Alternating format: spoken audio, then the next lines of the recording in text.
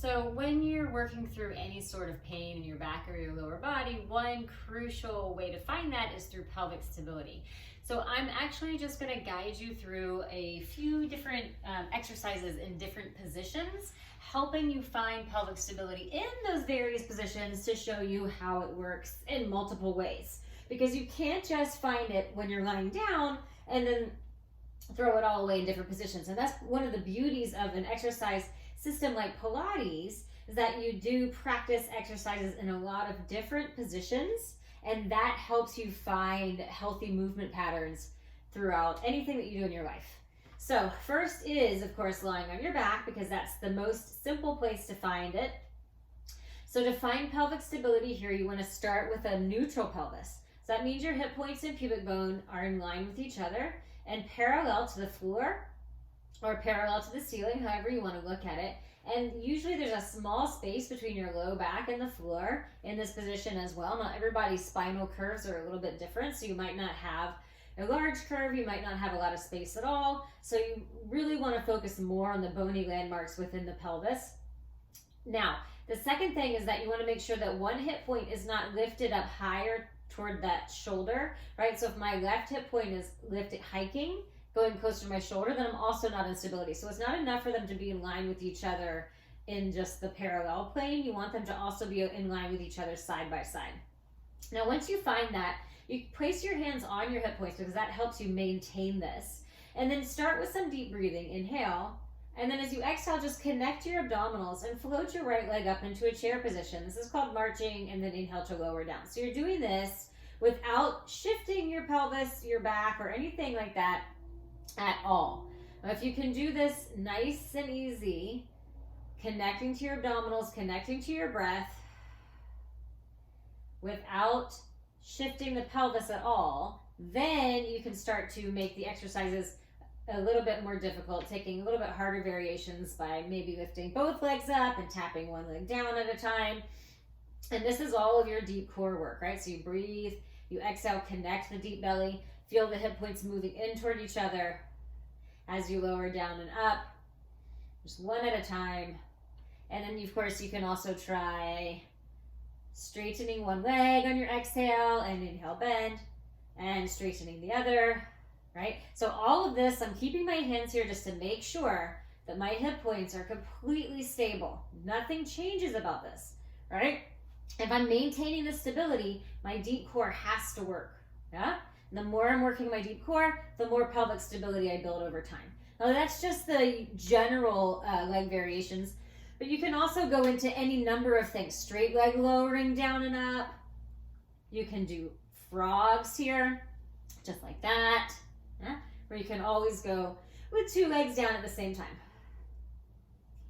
Now remember, just maintain that pelvic stability and keep the connection to the core. All right, so to find pelvic stability on your side, you want to make sure that your hip points are stacked. Once again, one hip point on top of the other hip point. But then I'm not letting my waist shorten like this. I'm not letting my bottom side waist just sink down into the ground. You want to pick the bottom waist off the floor. So both hip points are stacked. And then you actually need to think about that sits bone on the top leg reaching down towards your heel or toward the bottom of your feet. Because that way I'm not hiking the hip up. Because if I'm here and I start to do a side leg series, I tend to go a little higher up here and just up here on the top of the hip, not in the actual great stabilizing area here, down in the gluteus medius.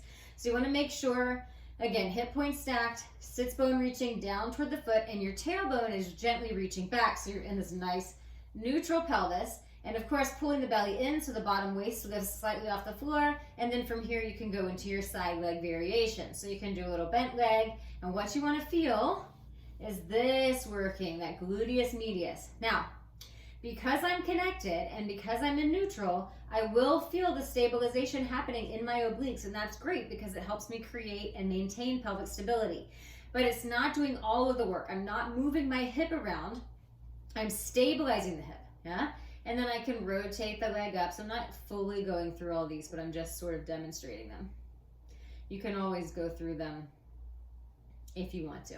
Huh? Doing a little clamshell, little pulses here is good.